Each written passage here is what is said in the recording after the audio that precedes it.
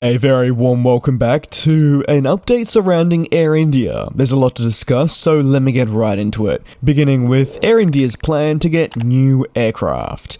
They're currently plotting a massive redevelopment of the wider airline, including acquiring those Airbus and Boeing next generation units. A deal was finalised over the 2023 Paris Air Show, and we'll see roughly 470 aircraft arrive in the future, with a mixture of narrow bodies and also wide bodies being included. What I don't make mention of are the many options and potentially further acquisitions that Air India may look to secure if they deem these 470 aircraft not to be enough. However, plans to acquire these aircraft have only been accelerated, thanks substantially to aircraft that were initially destined for Chinese and Russian customers, seeing a bit of a diversion on their destination due to either ongoing sanctions, disputes, or legal difficulties preventing aircraft from being delivered to these regions. Leeham News reports that 55 737 Maxes that were originally going to be headed for Chinese customers will now head towards India. It's been a long time coming. There's always been a lot of substantial discussions surrounding 737 Maxes headed to Chinese customers and whether or not the plug would eventually be pulled and they would be redirected to customers that can actually acquire the aircraft, and now we're starting to see that happen.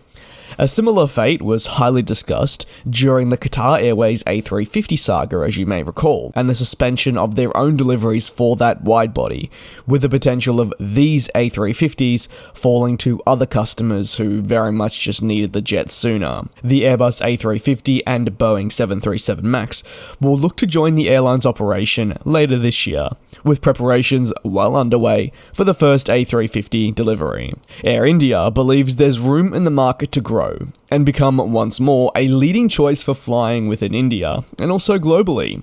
A lot of work must be done though for this transformation to really take place and actually be a success, which is the ultimate goal. However, Tata Group, who are the new owners of Air India, see the addition of hundreds of new jets as a pretty pivotal step, which has certainly raised eyebrows and led some to believe that it's an interesting method about it, as often when some airlines will look to expand heavily when they've incurred some of their more difficult times, it can come back to bite them. The Indian airline, though, will look to now only ramp up preparations for the first next-generation aircraft to arrive by ensuring that all their staff are as optimized as possible for the jet that they will eventually call home. It's exciting for Air India, and no doubt they're going to be an airline that, in my opinion, will be one to watch in the next few years to see how the transformation really takes a hold, whether that be with rebranding, new aircraft, or something else in between. If you have any thoughts on all those next generation aircraft soon arriving with the carrier, you can let me know down below in the comments. Thanks a lot for your support. Stay tuned because there is going to be much more coverage on Air India in the coming weeks.